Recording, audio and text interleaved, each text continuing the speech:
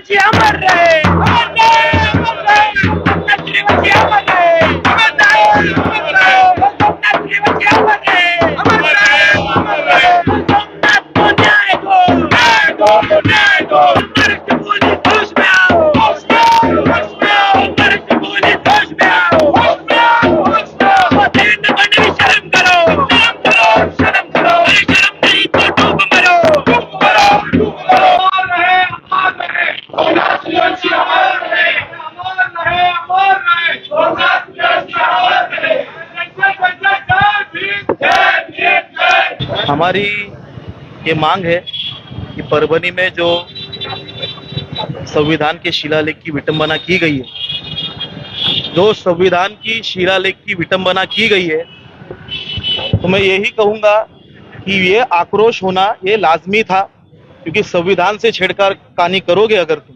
तो तुमको रास्ते पे उतरी हुई अम्बेडकरी जनता हो या सामान्य नागरिक हो वो दिखेगा ही। तो उसी आक्रोश के चलते हुए हमारे कुछ लॉ स्टूडेंट है, शहीद सोमनाथ सूर्यवंशी, उस व्यक्ति को भी लॉ एंड ऑर्डर उसको पता है, उसको जबरदस्ती झूठे केस में फंसाया, उसको अंदर लेके गए, एक लॉट में जैसे सब मिल रहे लेके जाओ। अरे वो उस इंसान की उसमें गलती है या नहीं ये तो देखो। किसी को भी पकड़ रहे हो, लेके जा रहे हो, कुंबिन ऑपरेशन के नाम के नीचे तुम जबरदस्ती खाली दलित वर्ग के हर गली गली में जाके लोग उठा के अगर कस्टडी में डालोगे तो हमें कभी भी बर्दाश्त नहीं करेंगे।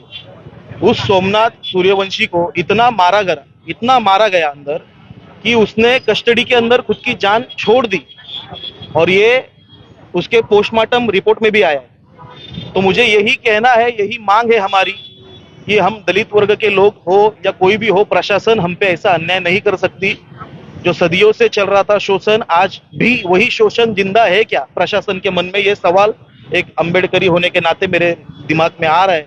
तो मैं यही कहूंगा इस प्रशासन से कि ऐसा व्यवहार किसी भी के साथ होना नहीं चाहिए, और अगर ये होता रहा तो आज तो खैर मुमरा हमने बंद किया नहीं, लेकिन वो भी दिन जाएगा जल्दी कि संविधान पर जब बात होगी तो मेरे मुस्लिम भाई भी आज मेरे साथ है, हिंदू भाई भी मेरे साथ है, सब एकजुट होके ये मुमरा भी बंद करने की ताकत रखते हैं।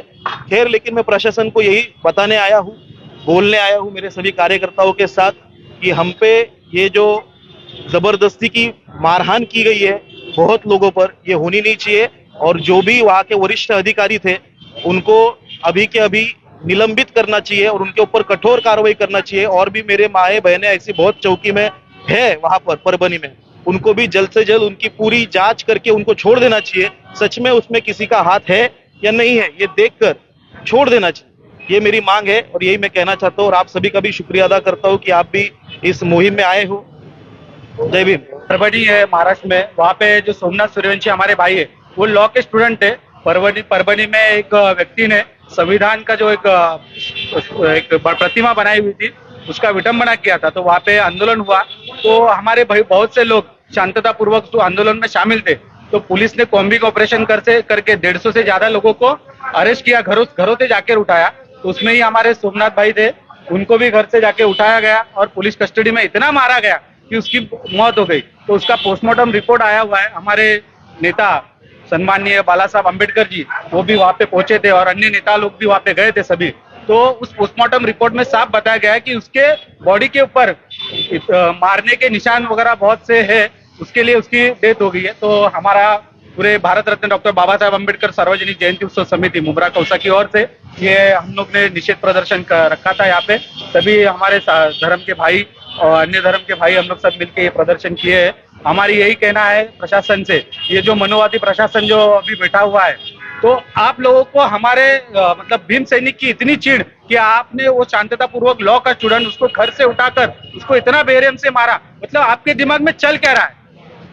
आज एक हमारे भीम सैनिक को हमको खोना पड़ा है, आगे जाके और बहुत से ऐसे हादसे हो सकते हैं। इसके लिए हमारा समाज हमेशा जागरूक है और इसे अन्याय के खिलाफ हमेशा उठकर आवाज उठाता है। इसके लिए हम लोग सब यहाँ पे खड़े हैं।